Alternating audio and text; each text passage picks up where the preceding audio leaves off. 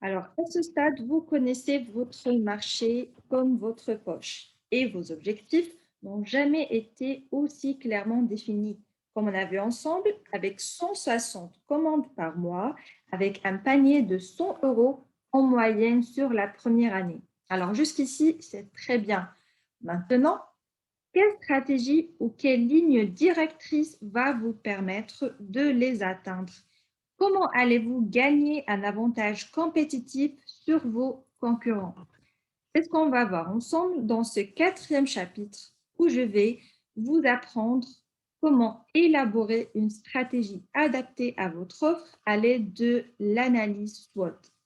Alors, que ce soit en marketing, en sport ou encore que ce soit en d'autres domaines, une stratégie gagnante est une stratégie qui capitalise sur 4 points. De un, sur vos forces, strengths, et une stratégie en même temps qui exploite les faiblesses de vos adversaires, weaknesses, celle qui vous permettra de saisir les meilleures opportunités, opportunities, et de ne pas plier sur les menaces, threats de vos concurrents. Alors, comme vous avez pu le remarquer, le nom de ce cadre SWOT, ce cadre d'analyse est encore un acronyme. Il est encore en anglais. Alors, décortiquons ensemble le sigle SWOT. Alors, SWOT, comme on peut voir, un sigle composé de 4 lettres. Chaque lettre représente ou c'est le début d'un mot anglais, comme on a vu dans la slide précédente. Euh, qui sont la traduction de force, faiblesse, opportunité et menace. Alors, on commence par la première lettre qui représente le premier mot qui est strengths, c'est-à-dire les forces ou avantages compétitifs de votre organisation par rapport à vos concurrents. Alors, la deuxième lettre qui représente le mot weaknesses, ça veut dire les faiblesses de votre organisation. Elles peuvent se traduire en avantages compétitifs pour vos concurrents. La troisième lettre qui représente le mot opportunities, celui-là est transparent, je vais dire, parce que bon, les opportunités que vous identifiez sur votre marché et les situations, tendances ou conditions potentiellement favorables pour votre activité. La dernière lettre qui représente le mot threats, qui sont les menaces de votre environnement compétitif, les changements qui peuvent compromettre votre avantage compétitif ou votre activité tout entière. Au cas où vous vous poseriez la question, alors même en France, nous utilisons l'acronyme anglais SWOT et pas l'acronyme français. Donc, si vous parlez d'analyse FFOM, il y a de fortes chances pour qu'on ne sache pas de quoi vous parlez. Alors, afin de systématiquement prendre en compte ces paramètres dans l'élaboration de vos stratégies, disciplinez-vous à remplir votre tableau SWOT et à le réviser régulièrement. Et là, je vous propose qu'on s'entraîne ensemble en réalisant le SWOT de notre marque Baby Fashion. Alors, pour vous entraîner, vous pouvez prendre quelques minutes pour faire l'analyse SWOT de Baby Fashion vous-même. Alors, vous verrez qu'en fonction de votre compréhension du marché et de votre perspective unique, vous allez identifier des points que d'autres ne percevront pas. Alors, certains verront une tendance, par exemple, comme étant une menace, alors que d'autres la verront comme une opportunité. Alors voilà comment je vois personnellement les choses. Comme vous pouvez voir sur ce tableau que j'ai partagé en 4 parties, donc une partie qui représente les forces, une autre qui représente les faiblesses, une troisième et une quatrième partie qui représentent respectivement donc, les opportunités et les menaces pour la société ou la marque Baby Fashion. Alors, on l'a vu ensemble pour les forces, donc, ou comme force principale pour notre marque. Donc, c'est l'aspect artisanal, c'est-à-dire que leurs articles soient fashionable ou à la mode et en même temps artisanale au coût humain. D'accord? Sans faiblesse, on l'a vu ensemble encore, on a la faible marge et le volume de production. Les opportunités qui se présentent à la marque Baby Fashion dans son marché, c'est qu'elle peut se positionner en haut de gamme, qu'on peut offrir leurs articles comme des cadeaux et aussi on a l'impact santé et environnement, vu bien sûr, on revient toujours à l'aspect artisanal de leurs articles. Et dernièrement, donc les menaces que va rencontrer donc la marque Baby Fashion dans son marché sont principalement la concurrence du prêt-à-porter, du monde de l'occasion et notre fameux concurrent aussi Lidl Wood. Alors, on en déduit que la stratégie qui se dessine pour babyfashion.fr tend plus vers la spécialisation et la différenciation. Et là, j'aimerais expliquer qu'un fin stratège est capable de transformer ses faiblesses en force et ses menaces en opportunités. Alors, ainsi, il ne voit pas son tableau comme 4 compartiments cloisonnés, mais il cherche à transférer des points d'une section à l'autre.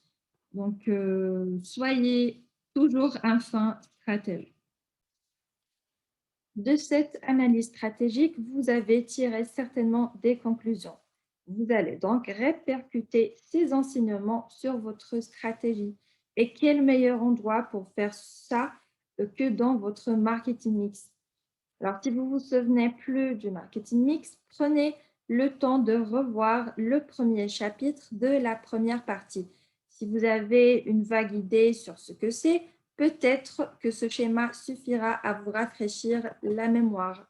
Alors, comme on peut voir sur cette slide, on a les 4 piliers qui composent le marketing mix, qui sont le produit, le prix, la distribution et la promotion. Alors, si vous vous souvenez parfaitement des 4 éléments qui composent le marketing mix, un autre moyen pour passer une connaissance en mémoire à long terme est de l'appliquer ou de faire quelque chose avec. Alors, vous devez être d'accord avec moi. Cela vous permet forcément de former des associations. Pour que vous n'oubliez jamais ce qu'est le marketing mix, nous allons construire ensemble le marketing mix de notre fameuse Baby Fashion.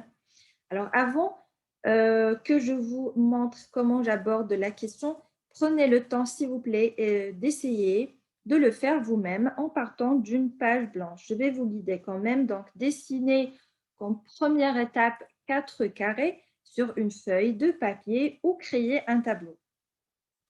Alors, deuxièmement, vous allez donner ou leur donner un titre correspondant à chaque élément du marketing mix, produit, prix, produit, distribution et promotion. Troisièmement, complétez chaque partie, s'il vous plaît, avec des mots-clés représentatifs de votre stratégie. Je souligne que dans un premier temps, ne vous embêtez même pas à faire des phrases, OK? Donc, contentez-vous de quelques mots brefs et représentatifs, comme on a dit. Alors, notez aussi que le marketing mix que je vais vous proposer n'est pas une correction, d'accord? Ni une vérité absolue non plus. C'est en testant une stratégie, en fait, qu'on peut savoir avec certitude si elle est adaptée ou non. Donc, avant cette phase de test, tout n'est pas, ou tout plutôt n'est qu'hypothèse, on va dire, en attente d'être confirmé ou refuté. Alors, je vous conseille aussi d'utiliser des mots-clés plutôt que des phrases, comme on a dit, car ça vous sera très pratique pour rapidement noter et manipuler vos idées. Alors, si dans un deuxième temps, vous voulez communiquer ces idées, vous devrez les expliciter un peu plus. D'accord? Alors, on va commencer par le premier pilier qui est le produit. Alors, Baby Fashion propose, comme on le sait, des vêtements fashion pour enfants cousus main. Alors, pendant notre étude de marché et notre analyse SWOT, nous avons identifié plusieurs d'opportunités pour adapter le produit. Alors, une première hypothèse serait qu'il y a une demande potentielle pour un produit plus haut de gamme que Lidlwood, le compétiteur direct de Baby Fashion. Alors, dans leur conception, les responsables de Baby Fashion auront donc potentiellement intérêt à améliorer la qualité des vêtements, plutôt qu'à la baisser pour faire des économies sur le court terme. Ou sinon, une demande pour un produit éco-responsable. Et dans ce cas, vous pourriez donc suggérer aux responsables de Baby Fashion de n'utiliser que des teintures végétales pour en faire un argument marketing. Passons maintenant au deuxième pilier qui est bien le prix. Alors la question que vous devez vous poser ici, c'est est-ce que vous devez absolument chercher à être moins cher que vos concurrents? Alors, étant donné qu'un prix n'est qu'une indication de la valeur d'un produit, si votre prix est haut, vous indiquez automatiquement qu'il a de la valeur. Alors, ce positionnement d'artisan couturier haut de gamme euh, permettrait de justifier un prix de vente 20% supérieur à celui de Lidlwood. Alors, cela composerait les coûts de production supérieurs tout en restant dans le budget de notre persona. Alors, notre client type qu'on a vu ensemble avec 480 euros par an comme pouvoir d'achat ou comme budget destiné à l'achat des vêtements pour les enfants. Et pour le troisième point ou le troisième pilier qui est la distribution, la question qu'on doit se poser ici, c'est pour me développer, est-ce que je dois essayer d'ouvrir le plus de points de vente possible? Alors, si vous ne vendez pas des produits de grande consommation, pas nécessairement est la bonne réponse. C'est d'ailleurs une autre puissance du marketing digital, parce que si vous arrivez à canaliser toute votre clientèle sur un seul site, alors un seul point de vente peut se suffire à lui-même. Cela dit, avant d'avoir la force de frappe marketing nécessaire, vous pouvez parfaitement distribuer vos produits sur des plateformes qui ont déjà des clients. Une idée très intelligente. Alors, on le sait, les responsables de Baby Fashion chérissent l'idée d'avoir leur propre boutique en ligne. Avant qu'ils investissent dans le développement de leur site e-commerce, vous pourriez leur conseiller d'évaluer la demande de leurs produits en les distribuant sur d'autres plateformes. Par exemple, ils pourraient commencer par créer une campagne de crowdfunding ou de financement participatif.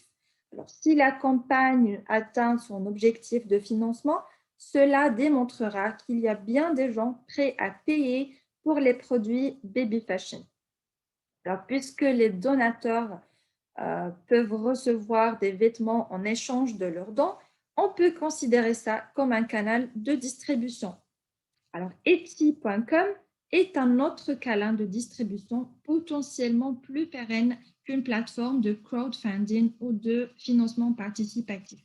Alors, ce site de e-commerce se veut être la communauté mondiale du fait main. En échange d'une commission de 3,5% sur chaque vente, ce site permet aux créateurs de créer leur boutique Etsy et de toucher jusqu'à 24 millions d'acheteurs de produits faits main. Le risque est minimum et l'opportunité est vraiment colossale. D'autant plus que les produits industriels des concurrents de Baby Fashion ne pourront pas les suivre sur ce canal. Alors, si des opportunités de développement ou de développer un réseau de distributeurs physiques se présentent, alors les propriétaires de Baby Fashion les étudieront. Cela dit, dans un premier temps, ils ne vont pas activement prospecter dans ce sens-là. Au lancement, les produits ne seront donc distribués que sur des plateformes externes. En fonction du succès à 3 mois de ces plateformes, vous conseillerez ou déconseillerez aux propriétaires de Baby Fashion de créer leur propre boutique sur babyfashion.fr. En attendant, ils peuvent toujours acheter le nom de domaine et en faire un blog pour commencer à communiquer sur leur marque. Alors, si les 3 premiers mois sont concluants, vous pourrez présenter 3 options aux propriétaires de Baby Fashion pour le développement de cette boutique. Alors, la première option est d'embaucher un développeur. Donc, si le succès est fulgurant et que la distribution devient une partie centrale de l'activité de Baby Fashion, alors cela pourrait justifier le fait d'avoir quelqu'un en interne pour créer et modifier la boutique. Comme deuxième option, on pourrait leur proposer de la faire développer par une agence.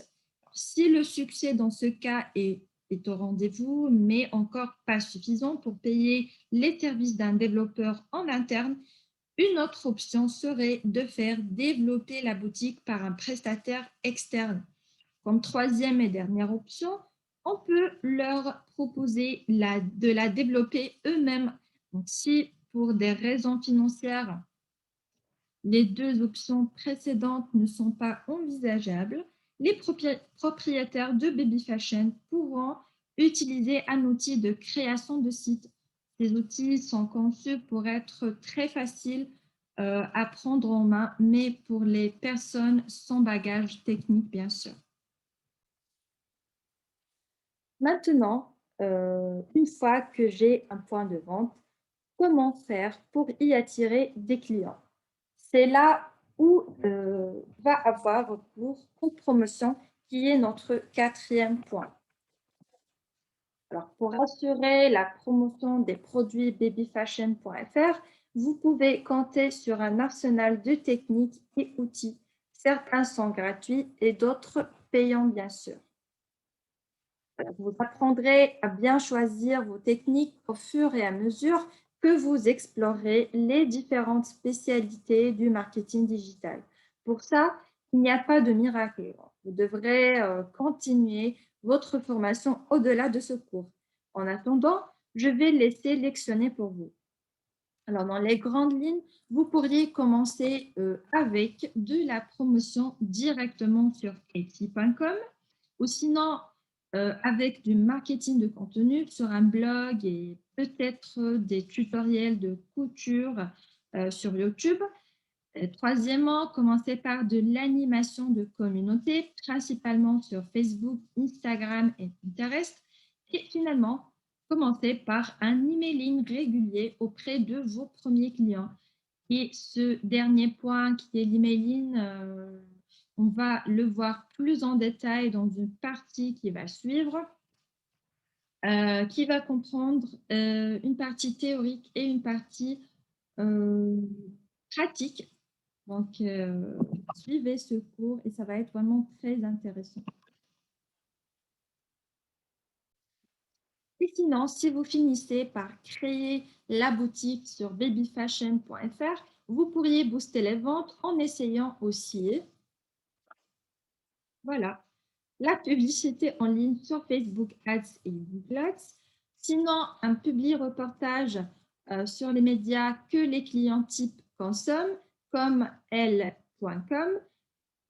Aussi, la location de bases de données pour toucher des jeunes parents, ou sinon, par l'automatisation de votre gestion de la relation client avec un logiciel CRM, Customer Relationship Management. Alors, à la fin de ce quatrième chapitre, vous l'aurez compris, une bonne stratégie marketing n'est pas liée à une offre parfaite. Il s'agit plutôt de comprendre ce qui nous rend unique et de s'adresser à un marché intéressé par notre valeur ajoutée. D'où la nécessité de bien faire, comme je l'ai déjà mentionné, donc une bonne étude de marché avant de se lancer. Alors, ce savant équilibre se trouve avec les exercices suivants. j'ai noté 2 points essentiels qui sont tout d'abord l'utilisation de la matrice SWOT qui permet d'identifier les forces, les faiblesses, les opportunités et les menaces liées à son offre. Et deuxièmement, il suffit d'intégrer les résultats de cette SWOT au marketing mix initial. Et donc, ainsi, le produit, le prix, la distribution et la promotion mettront en lumière les meilleurs atouts de l'offre. À ce stade, vous avez appris à planifier vos efforts avec des objectifs clairs, une étude de marché et une stratégie optimale. Il ne vous reste plus qu'à traduire toute cette réflexion dans un plan d'action. Et c'est exactement ce qu'on va voir en détail dans ce 5e et dernier chapitre de cette deuxième partie où on va apprendre à déterminer un plan d'action et des indicateurs de suivi. Alors, traduire votre stratégie en plan d'action, c'est traduire une ligne directrice générale en tâches spécifiques. Cet exercice est essentiel, je dirais, parce qu'il vous force à vous projeter dans le détail des opérations que vous prévoyez de mettre en place. Il vous permet ainsi notamment d'évaluer avec plus de précision l'ampleur des efforts et des ressources qui peuvent être financières, humaines, etc., que vous devrez investir pour mener à bien votre plan. Alors, comme je vous l'ai dit plus tôt dans le cours, nous allons créer ce plan d'action sur un tableur. En l'occurrence, je vais utiliser Google Sheets, mais si vous préférez, vous pouvez utiliser Microsoft Excel, bien sûr. Alors, pour une lecture détaillée, je vous présente le tableau suivant à l'aide duquel on va réaliser notre plan d'action.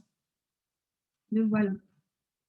Alors, donc maintenant, je vous invite à regarder, après ce tableau, à regarder cette vidéo. Voilà. Qui nous montre en détail comment élaborer notre plan d'action pour notre marque Baby Fashion. Alors, on se retrouve juste après la fin de la vidéo pour expliquer en détail chaque composant du tableau. Je vous laisse avec la vidéo tout d'abord.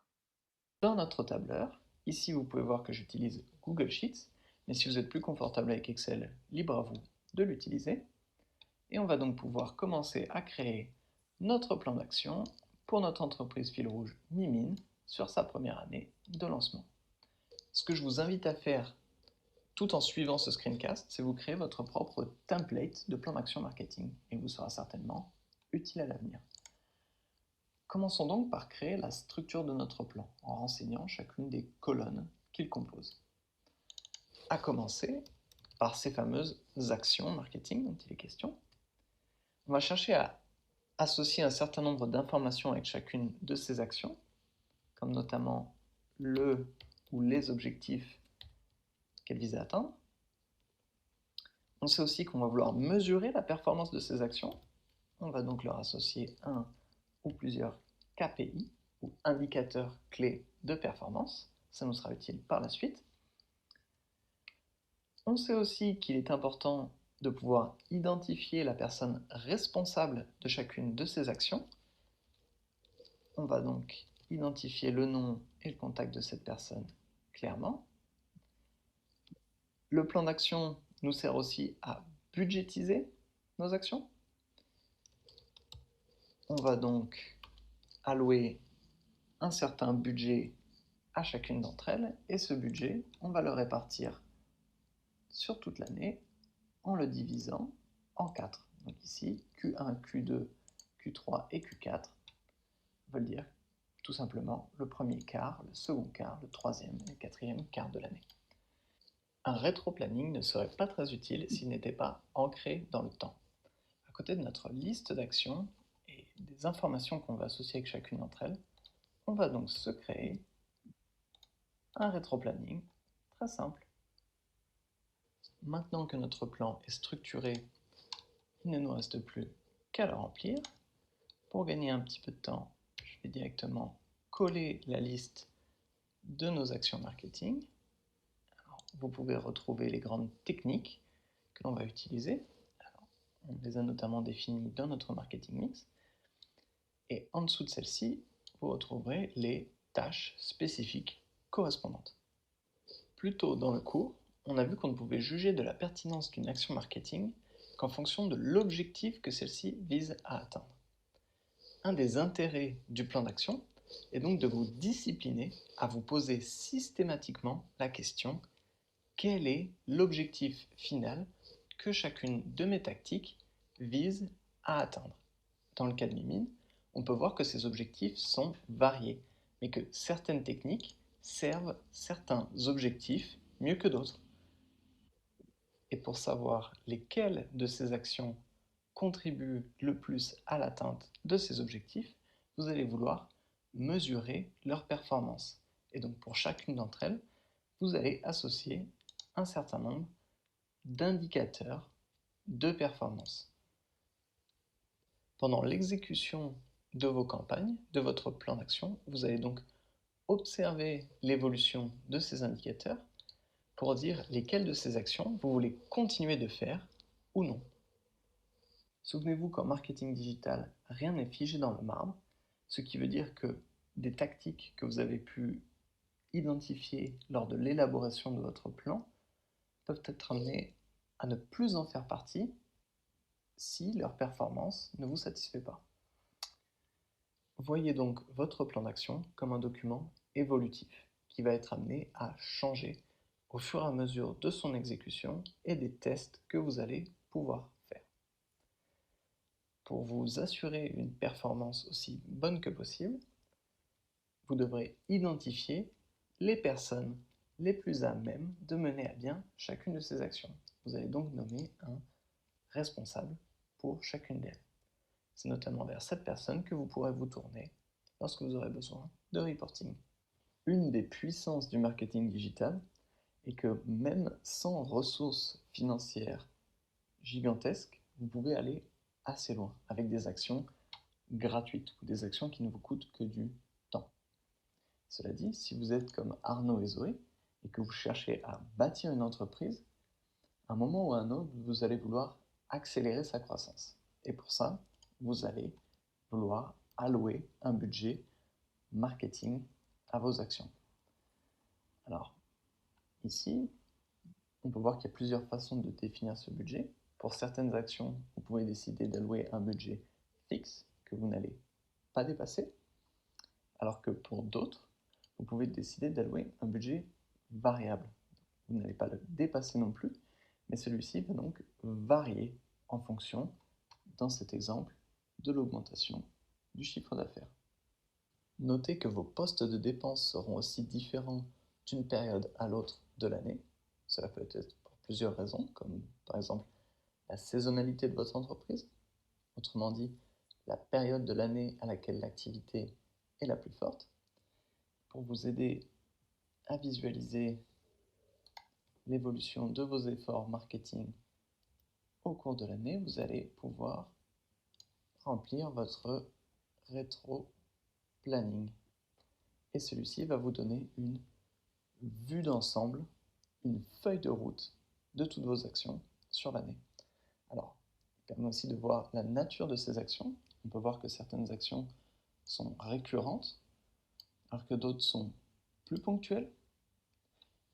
Ce rétro-planning permet aussi de définir la fréquence à laquelle vous allez faire certaines actions, comme ici par exemple pour ces tutoriels de couture, vous allez décider d'en faire un toutes les 2 semaines.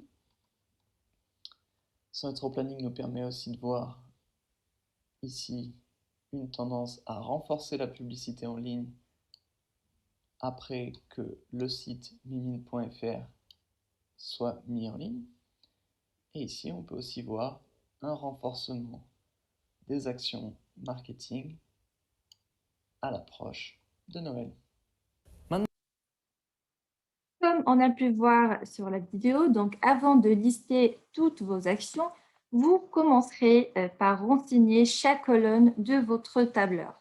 Pour ne laisser aucune zone d'ombre, donc vous prendrez soin d'associer chaque action avec un certain nombre d'informations, comme on peut voir sur cette partie du tableur Excel. Donc, on associe, comme on a dit, chaque action à un certain nombre d'informations qui peuvent être le ou les objectifs qu'elle vise à atteindre, le ou les indicateurs de suivi de sa performance, KPI, ou encore le nom ou le contact de la personne chargée de cette action en question. Et finalement, on a le budget qui lui est alloué. Donc, selon bien sûr les trimestres, le premier, le deuxième, le troisième et le quatrième trimestre de l'année. Et bien sûr, une fois que la structure de votre plan d'action sera créée, vous pourrez la remplir.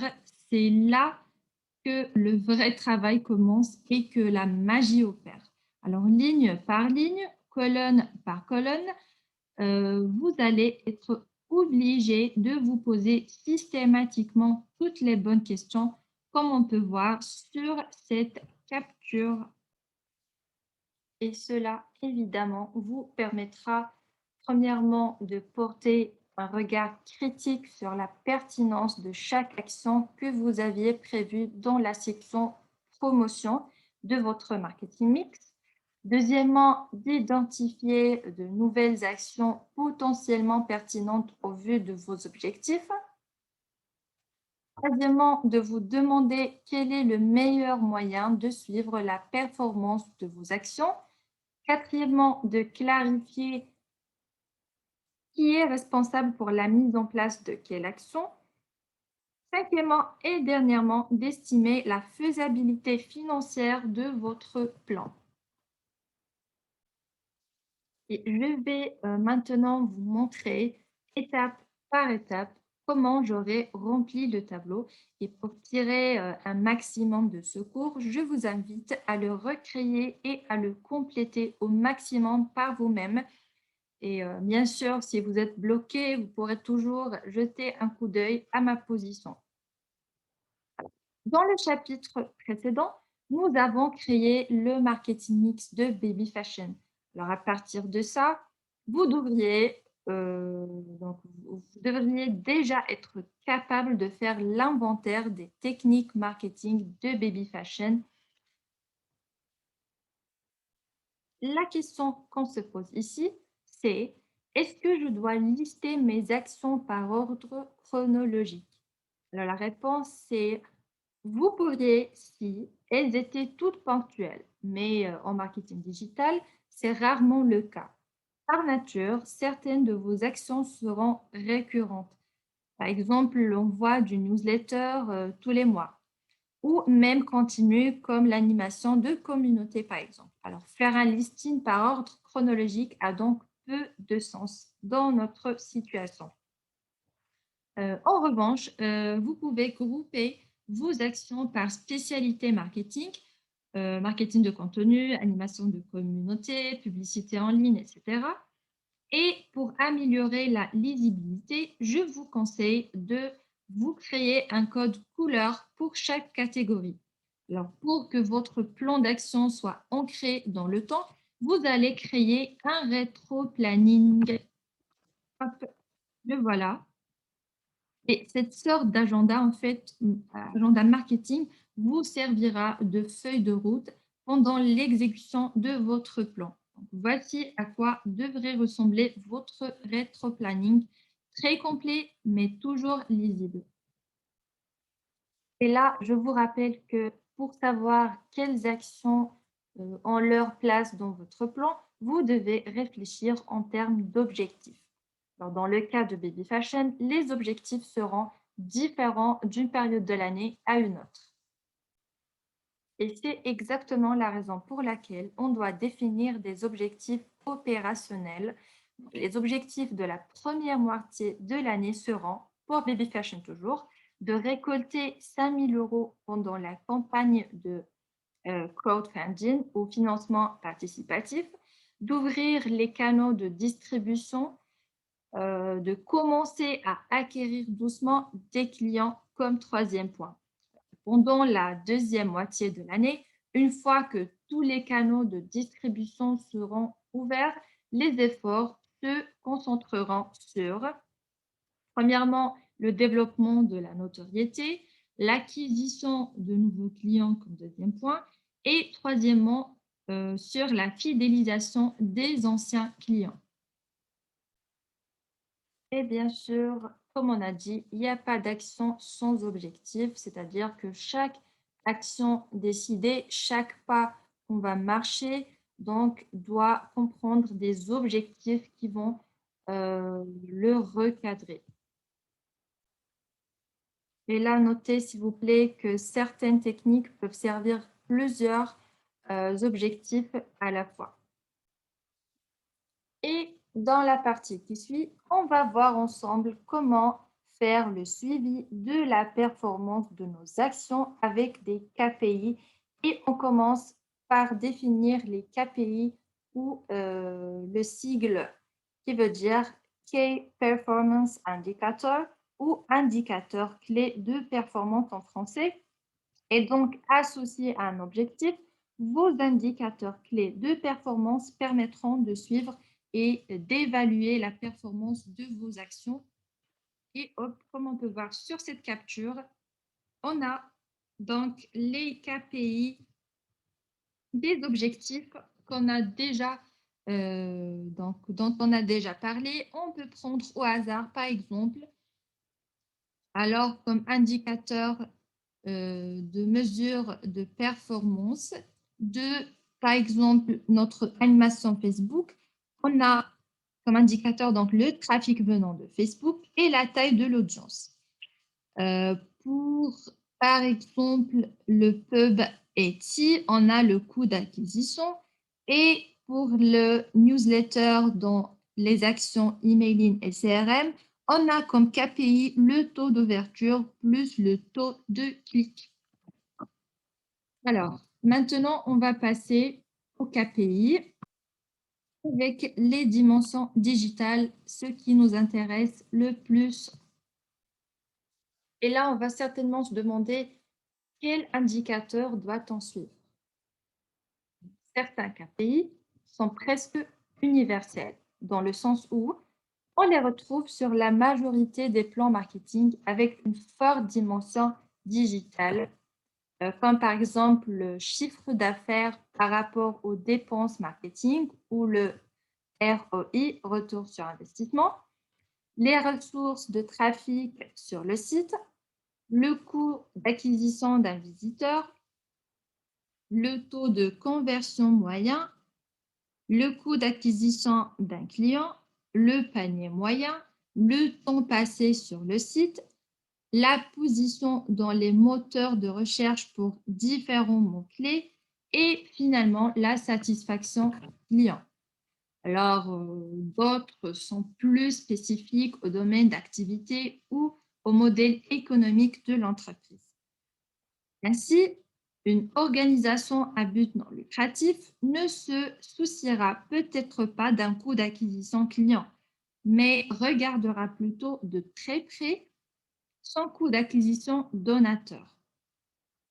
Alors, de la même manière, si son activité l'amène à créer des pétitions, elle s'intéressera au nombre de signataires et pas à un nombre de clients. Si vous travaillez pour une institution publique, un site d'information et une forme de service à l'usager, d'accord? Vous regardez donc pas l'indicateur temps passé sur le site de la même manière qu'une entreprise. Alors qu'un média commercial cherchera à maximiser le temps passé sur son site, souvent pour vendre plus de publicité, un site public va chercher à minimiser le temps passé sur son site pour que vous trouviez l'information que vous cherchez le plus vite possible. Alors, dans le cas de Baby Fashion, les KPI identifiés sont des classiques du e-commerce.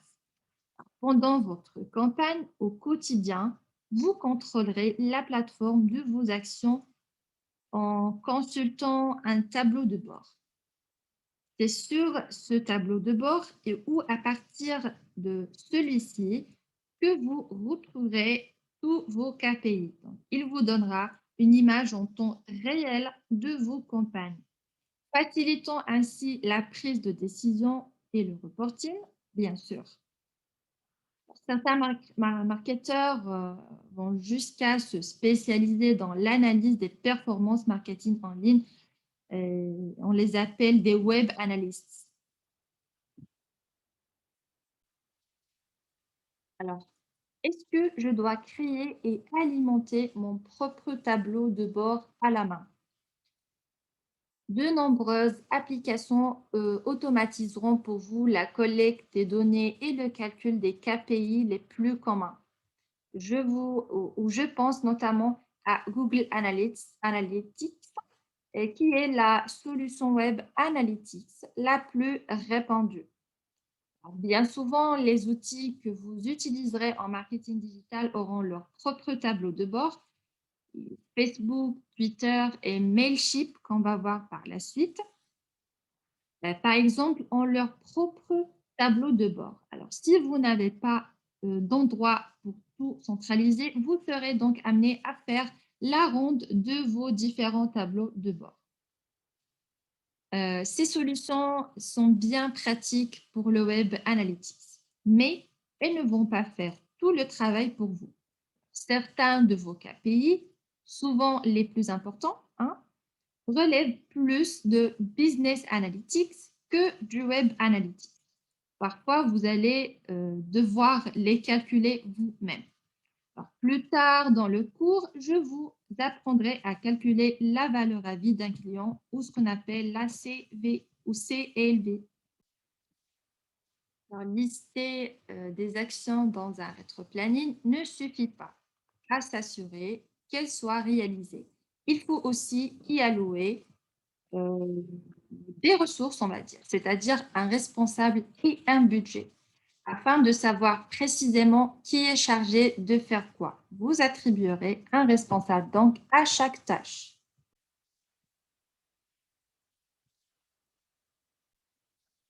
Vous devrez aussi estimer les financements nécessaires à ces actions. Et il y a différentes façons de définir un budget marketing. Donc, soit on vous donne un budget fixe et vous composez avec, soit on vous donne un budget variable, souvent exprimé en pourcentage du chiffre d'affaires, et vous adaptez vos actions en fonction, soit finalement vous commencez par définir votre plan d'action et seulement ensuite vous demandez le budget correspondant. C'est une sorte de carte blanche ou décisionnaire. Mais dans le cas de Baby Fashion, puisque les responsables n'en sont qu'au lancement de leur affaire, la carte blanche est hors de question. Alors, la meilleure chose à faire reste pour eux de commencer avec un budget fixe jusqu'à ce que leur chiffre d'affaires soit assez conséquent pour qu'ils puissent se permettre de passer sur un budget variable. Et comme on peut voir sur cette capture, donc voilà les budgets estimés pour les 4 trimestres de l'année pour Baby Fashion. Et on va en parler donc quarter par quarter ou trimestre par trimestre. Alors, concernant Q1, donc, qui bien sûr comprend le mois de janvier, février et mars. Alors, lors de la campagne de crowdfunding, Baby Fashion ne fera a priori que 2 dépenses. Une première pour une vidéo de présentation et une autre pour des photos de présentation des produits. Ces ressources graphiques serviront à convaincre les donateurs sur KissKissBankBank et ils pourront aussi être réutilisés plus tard sur le site Etsy, babyfashion.fr ou en marketing de contenu. Après avoir demandé quelques devis, vous décidez d'allouer un budget marketing de 1 250 € les 3 premiers mois. Au-delà de ça, dans un premier temps, vous vous contenterez d'actions marketing non payantes. Passons maintenant à Q2 qui comprend bien sûr les mois avril, mai et juin. Alors, pendant les 3 mois qui vont suivre, la campagne de crowdfunding, vous mettrez les produits Baby Fashion en vente sur Etsy. Alors, la commission sera de 3,5% sur chaque vente. Vous pouvez compter ça comme une dépense marketing variable. Alors, vous prévoyez aussi 500 € de budget pour booster vos ventes directement sur Etsy. Alors, au bout du 4e mois, vous devriez savoir si vous comptez créer ou non la boutique en ligne sur babyfashion.fr. Si vous décidez de le faire en passant par une agence, vous pouvez compter 10 000 € pour la prestation totale. Vous devrez payer un acompte de 25% à la signature du contrat, soit 2 500 € plus 2, et les 750 € restent à la livraison du site Q3. Alors à ce stade, vous devriez vouloir envoyer plus d'emails que les solutions d'email, exemple Mailchimp. Mailchimp, pardon. Alors, on va voir, comme on a expliqué par la suite, en détail. Alors, vous permettent d'envoyer gratuitement. Vous rajoutez donc 30 € à votre budget marketing pour Q2. Concernant Q3, juillet, août et septembre, donc à partir du 6e mois jusqu'à la fin de l'année, la boutique babyfashion.fr sera en ligne. Au lancement, la boutique n'aura peut-être pas assez de notoriété pour attirer suffisamment de trafic d'elle-même. Alors, pour capturer les 10% de marché et atteindre les 200 000 € de chiffre d'affaires.